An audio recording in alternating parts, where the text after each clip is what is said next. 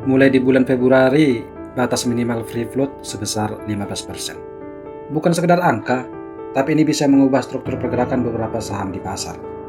Jadi, sebelum ngambil keputusan, ada baiknya kita pahami dulu dampaknya. Belakangan ini ramai soal aturan baru dari BI dan OJK tentang kenaikan batas minimum free float menjadi 15%. Sebenarnya apa sih free float itu? Free float adalah persentase saham yang beredar di publik dan bisa diperdagangkan secara bebas di pasar. Jadi bukan saham yang dipegang pemegang saham pengendali, direksi, atau pihak terafiliasi. Semakin besar free float, biasanya semakin liquid saham tersebut. Sebelumnya, batas minimal free float di Indonesia adalah 7,5%. Mulai Februari 2026, ketentuannya naik menjadi 15%.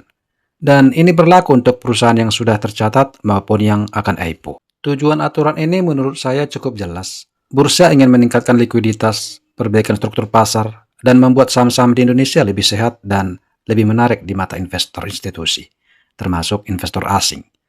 Saham dengan free float kecil cenderung lebih mudah digerakkan, lebih volatil, dan kadang kurang mencerminkan mekanisme supply demand yang wajar. Lalu, bagaimana perusahaan memenuhi 15% ini? Ada beberapa cara. Pemegang saham mayoritas bisa menjual sebagian kepemilikannya ke publik.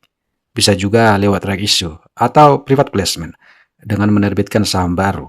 Ada juga kemungkinan menjual kembali saham treasury jika perusahaan memilikinya. Jadi, caranya bisa berbeda-beda, tergantung strategi masing-masing emiten. Sekarang pertanyaannya, apakah penambahan free float ini bikin harga saham pasti turun? Menurut saya, tidak selalu. Kalau mayoritas hanya melepas sebagian sahamnya, itu lebih ke pemindahan kepemilikan dan biasanya hanya memberi tekanan jangka pendek karena ada tambahan suplai.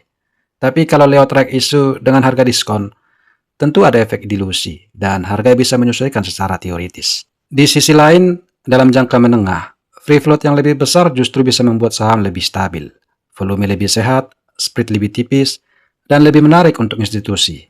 Artinya, dampaknya tidak melulu negatif. Kalau dari sudut pandang saya pribadi sebagai pelaku cari cuan ala pedagang, saham dengan free float kecil memang lebih cepat bergerak, tapi juga lebih beresiko. Dengan adanya aturan 15% ini, saham yang masih di bawah batas itu punya satu risiko tambahan, yaitu potensi aksi korporasi atau tekanan supply. Jadi mungkin bukan berarti harus dihindari total, tapi perlu manajemen risiko yang lebih ketat. Sementara untuk saham yang sudah di atas 15% relatif lebih tenang karena tidak perlu menyesuaikan lagi. Kesimpulannya, kenaikan free float ke 15% menurut saya adalah langkah untuk membuat pasar lebih matang dan lebih liquid.